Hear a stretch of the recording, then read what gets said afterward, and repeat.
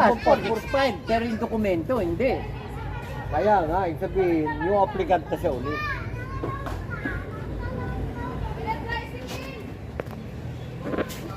Ay, tinignan niya lahat eh.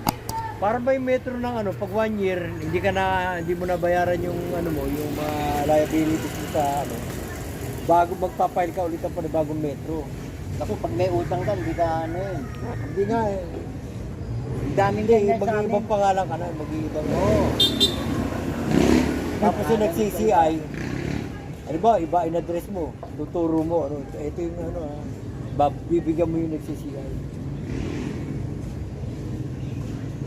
Daming ganyan sa akin, hindi sila naprubahan. Kami, barko na nagpapaihi ng ano, ng langis. May nakita ang dalawang Chinese na ano, na stowaway. Siguro kaya dumaming Chinese dito, yung mga Pilipinong barko na inter-island na ano, sila pumipick up yun. Alam mo naman, Hindi makakalusot sa airport yun eh. alam mo naman sa Pilipino, pera-pera naman yun. Hindi na mawawala yun. Gaya kong yung pagtakas ni Alice ko, puta na, maniwala ka, hindi nag-airplano. Yung private plane sila kaya no. Kaya, kaway ka, kaway. Dami ng pera. Kaway. Nakita mo yung nagsasayaw siya? Nakakaption dun. Puta na.